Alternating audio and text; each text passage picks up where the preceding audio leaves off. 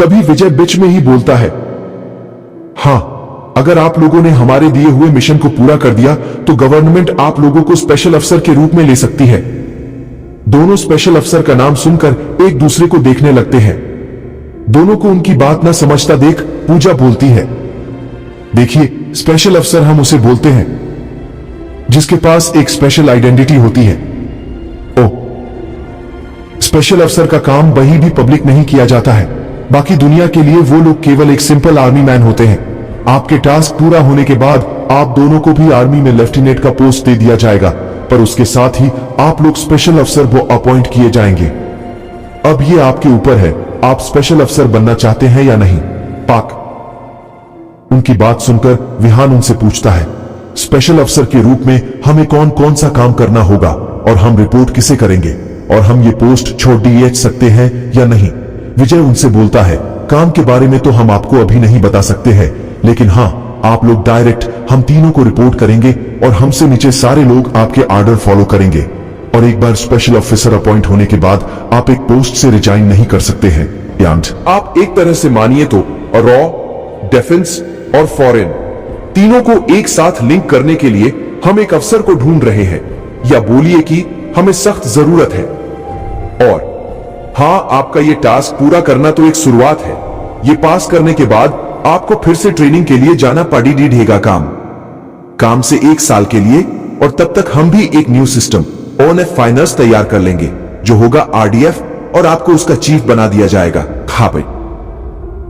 और हां, आपको खुद प्रेसिडेंट अपॉइंटमेंट करेंगे, तो आपको अपनी पोस्ट के बारे में ज्यादा सोचने की जरूरत नहीं है। उनकी बात सुनकर विहान बोलता है, देखिए, मुझे और मेरे बातों को गलत मत समझिएगा। पहली बात तो ये, आप काम के बारे में नहीं बता रहे हैं और 1 साल का समय भी मांग रहे हैं। और दूसरी बात, मुझे गवर्नमेंट और उसकी बातों पर भरोसा नहीं है। बोलते कुछ और है, करते कुछ और है। लेकिन इसका मतलब ये नहीं कि मैं अपने देश के लिए कुछ भी नहीं करूंगा। मैं आपसे वादा करता हूं कि जब भी आपको मेरी जरूरत होगी, देश के लिए आप मुझे बेझिझक बुला सकते हैं। मैं बिना एक सवाल के काम करूंगा। विहान की बात सुनकर तीनों तो पहले एक दूसरे को देखते हैं, फिर एक साथ ही क्लैप करने लगते हैं। बहुत बढ़िया, हमें किसी ऐसे ही आदमी की खोज थी। पूजा बोलती है, आपने जो हिम्मत और हाजिर जवाबी दिखाई है, इसलिए तो हम आप दोनों को इस पोस्ट के लिए अपॉइंट करने के लिए आए हैं। आप एक बार और सोच लीजिए, ये कोई मामूली नौकरी या पोस्ट नहीं है। इस पोस्ट में इतना पावर है कि आप किसी कैबिनेट मिनिस्टर से काम नहीं होंगे। विहान उनकी बात सुनकर बोलता है, नहीं, मुझे पावर में कोई इंटरेस्ट नहीं है। बूथ, आपके ऑफर के लिए थैंक यू। फिर वह राहुल की तरफ मुंह देखता है, तो राहुल उससे बोलता है, मेरी तरफ ऐसे क्या देख रहे हो? अगर तू ये नहीं करेगा तो मैं भी नहीं करूंगा। विहान उसे समझाते हुए बोलता है, देख, ऐसे बात नहीं, यही कि मैं ये काम नहीं कर सकता हूं या फिर नहीं करना चाहता। अभी के लिए तू बस इतना समझ ले कि मेरी कोई मजबूरी, या यूं कहे कि मेरे ऊपर जिम्मेदारियां ही कुछ ऐसे है कि मैं ये चाहकर भी नहीं कर सकता हूं। मेरी विरासत ने मुझे कुछ ऐसे जंजीरों से बंद कर रखा है कि मैं अपने मैन की नहीं कर सकता हूं। राहुल को उसकी कुछ ही बातें समझ आती है, फिर भी वह बोलता है कि हां, तो हम दोनों मिलकर उन जिम्मेदारियों को उठा लेंगे। तो मुझे बता। विहान उससे पूछता है कि तुझे मुझ पर भरोसा है कि नहीं। राहुल बोलता है, सबसे ज्यादा। तो फिर बस इतना समझ ले कि अभी वक्त नहीं आया है। जब वक्त आएगा तो तुझे खुद ही पता चल जाएगा। विहान की बात मानकर राहुल चीफ बनने के लिए मान जाता है। फिर विहान तीनों से बोलता है, मैं तो आपके साथ नहीं आ सकता, पर राहुल जो मेरा छोटा भाई है वो आपके साथ जा रहा है, और मुमकिन हुआ तो वह जरूर चीफ भी बन जाएगा। लेकिन मैं आप लोगों को एक बात बोल देना चाहता हूं कि जिस हालत में मैं आज इसे आप लोगों को दे रहा हूं, 1 साल बाद मुझे यह इसी हालत में चाहिए। अगर इसे कुछ हुआ तो उसकी कीमत आपकी सरकार ना हो चुका पाएगा। विहान की बात सुनकर तीनों फिर एक दूसरे को देखने लगते हैं और फिर खुद से ही बोलते हैं, ये अपने आप को सांचता क्या है जो कि कुछ भी बोले जा रहा है। पूजा विहान से बोलती है, तुम हम सब पर भरोसा कर सकते हो। वहीं दूसरी तरफ तो राहुल उसकी बात सुनकर बहुत इमोशनल हो जाता है और विहान के गले लग जाता है।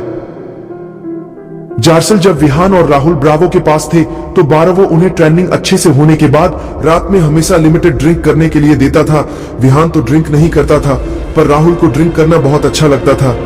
एक दिन जब ब्रावो किसी काम से शहर गया था तो उस दिन राहुल की तो लॉटरी ही लग गई थी और उसने खूब जमकर ड्रिंक की। और उसके बाद राहुल अपने होश में नहीं रहा और विहान से बोलता है, तू मुझे सच बता, तू कोई अनाथ वनाथ नहीं है ना मेरे भाई जी? विहान तो उसकी बात सुनकर एक पल के लिए सोचता है और बोलता है, हाँ, मैं अनाथ कहां हूं, तू है ना मेरे साथ? राहुल उससे दूर हटते हुए बोलता है, देख तू मुझे अपना मात बना, मेरा अब इस दुनिया में सिर्फ मेरे बहन के अलावा और कोई नहीं है। मुझे पता है मेरा भी एक परिवार था, पर उस हरामी ने हमसे सब कुछ छीन लिया, हमारी दुनिया उजाड़ दी उसने। तुझे पता है मैंने तुझसे झूठ क्यों बोला कि मैं अनाथ हूं? हमारी भी एक हंसती खेलती छोटी सी दुनिया थी, पर उसने सब खत्म कर दिया।